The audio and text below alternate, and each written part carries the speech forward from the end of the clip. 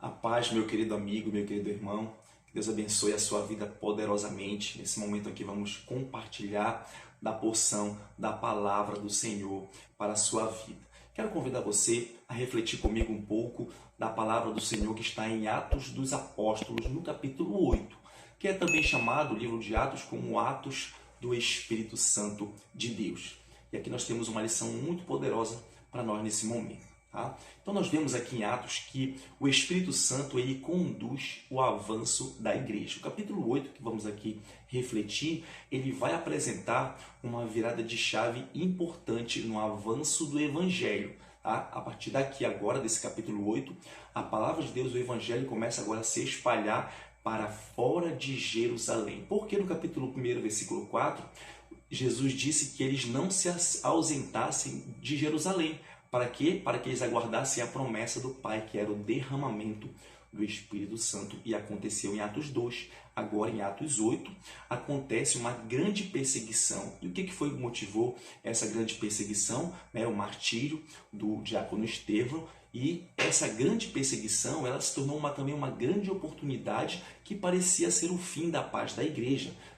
Mas, na verdade, foi o começo de um novo tempo, foi o começo da expansão do Evangelho, da obra missionária. Então, nós vemos aqui que o Evangelho, que até então estava concentrado em Jerusalém, agora ele começa o quê? Expandir. O Evangelho começa agora a entrar em movimento rumo à Judéia, rumo a Samaria e futuramente até aos confins da terra. Olha só como Deus é poderoso. Deus ele tem as suas estratégias e vemos aqui que o Evangelho ele rompe barreiras e também Deus ele usa pessoas comuns, mas cheias do Espírito Santo para fazer cumprir os seus propósitos. Então precisamos entender que Deus está em ação e Ele quer usar pessoas como eu e você para o quê? Para cumprir o seu propósito e levar o seu Evangelho.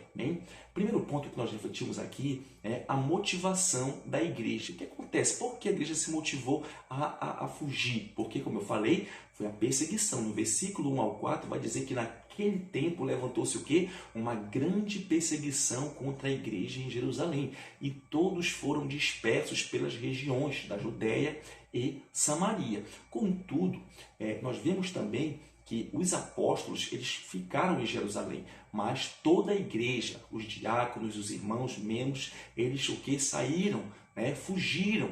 Só que esse aí foi o ponto que depois do martírio do diácono Estevão, que foi um dos diáconos, esse aí foi o que? Um grande ponto de ruptura. Depois dessa morte, houve uma grande perseguição e automaticamente essa grande perseguição aumentaram o que? Os números de cristãos, porque para onde eles fugiam, eles pregavam a palavra, eles não pararam de anunciar a Jesus.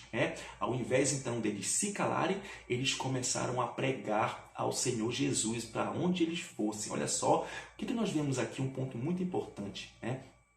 A igreja poderia ter parada, a igreja poderia ter travada, só que aqui Deus usa circunstâncias difíceis, mas para cumprir os seus propósitos. Romanos 8:28 diz o quê? Que todas as coisas cooperam para o bem daqueles que amam a Deus, daqueles que são chamados segundo o seu propósito. Então precisamos entender que Deus aqui ele tem o seu propósito, ele tem os seus desígnios, tá bom? E até então aqui a dor, a aflição se torna aqui uma plataforma da pregação. O profeta Jeremias ele foi usado no capítulo 20, versículo 9, quando ele, olha só, ele estava sendo perseguido, caluniado, preso, mas olha o coração dele falava assim: mas se digo que nunca mencionarei o Senhor, a sua palavra arde como um fogo em meu coração.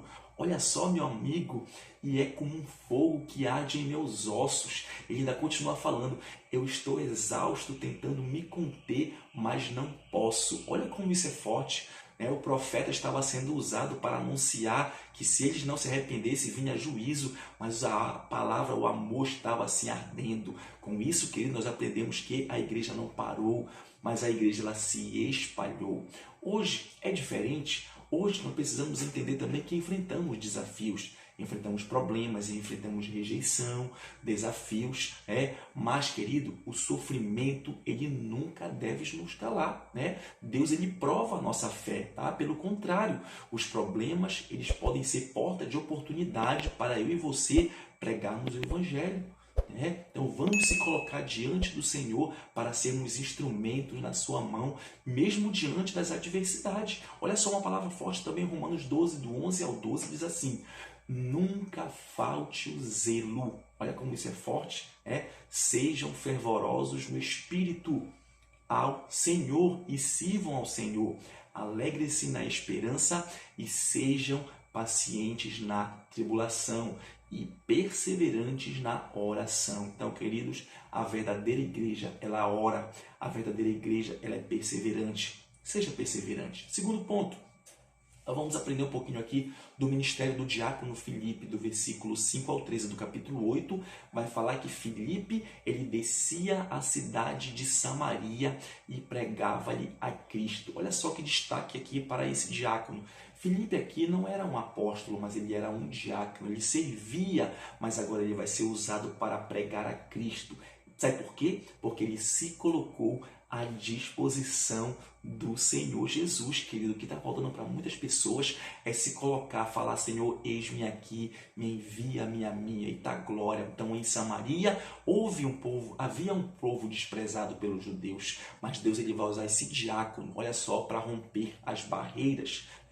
Através da vida de Filipe, ele viu seus sinais e maravilhas que Deus estava usando, confirmando que a mensagem chegava sobre aqueles corações. Deus tocou corações em uma grande multidão que até então antes seguiam a Simão, um mágico que enganava as pessoas. Agora a palavra de Cristo, ela é pregada, não pelas as palavras de um homem, mas pela palavra de Deus, porque Paulo vai falar em 2 Coríntios 2,4 que a minha pregação e as minhas palavras não consistiram em palavras persuasivas e de sabedoria humana, mas aonde? Mas na demonstração do poder de Deus. Quando você prega a palavra de Deus, Deus, ele te dá poder, ele te dá sabedoria e ele te usa. Hein? Queridos, Deus, ele quer usar pessoas simples.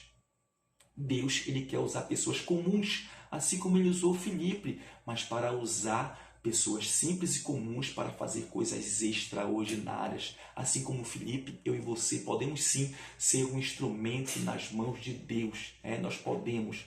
Basta o quê? Eu e você estarmos disponíveis para essa obra. Deus, ele quer que você pregue. Deus, ele quer que você seja usado. Se coloque à disposição, querido, também. Outro ponto aqui, para finalizar, é a manifestação do Espírito Santo. Continuando aqui, depois que essas pessoas ouvem a palavra de Cristo através do ministério de Filipe, agora o quê? Então impuseram as mãos sobre eles e receberam o Espírito Santo. Continuando aqui o capítulo 8. Agora os apóstolos começam a ver, eles descem para Samaria, os apóstolos Pedro e João, para ver o que estava acontecendo. E quando eles chegam lá, eles percebem que eles se converteram, ouviram a palavra de Cristo, mas ainda precisariam o quê? Receber o Espírito Santo. Eles ainda não haviam recebido o Espírito Santo. E ali os apóstolos, cheios de poder de Deus, eles impõem as suas mãos como um sinal visível. Sabe por quê? Esse sinal visível da confirmação apostólica sobre a inclusão. Olha só, sobre a inclusão dos samaritanos que até então eram rejeitados pela igreja. Agora eles são incluídos no reino de Deus. Então Deus, ele quebra, ele rompe essa barreira. Glória, o Espírito Santo, ele é derramado, demonstrando que o Evangelho, querido, ele rompe todas as barreiras. Basta nós crermos e aceitarmos o Senhor Jesus como único e suficiente da nossa vida, Senhor da nossa vida. O Espírito Santo, ele é o quê? O Espírito Santo, ele é a confirmação. O Espírito Santo, ele é o selo da confirmação do verdadeiro cristão. Nós precisamos desse selo. O Espírito Santo tem que estar em evidência na nossa vida. Outra coisa sobre o Espírito Santo, o Espírito Santo, querido, ele não é um privilégio para um grupo de pessoas ou para uma elite espiritual. O Espírito Santo, ele é a promessa para todo aquele que crê em Jesus Cristo. Todo aquele que aceita o Senhor Jesus, ele recebe o Espírito Santo na sua vida como uma nova criatura. A igreja deve buscar, você e eu devemos buscar o Espírito Santo para que ele continue trabalhando, trazendo algo novo e sobrenatural para nossas vidas.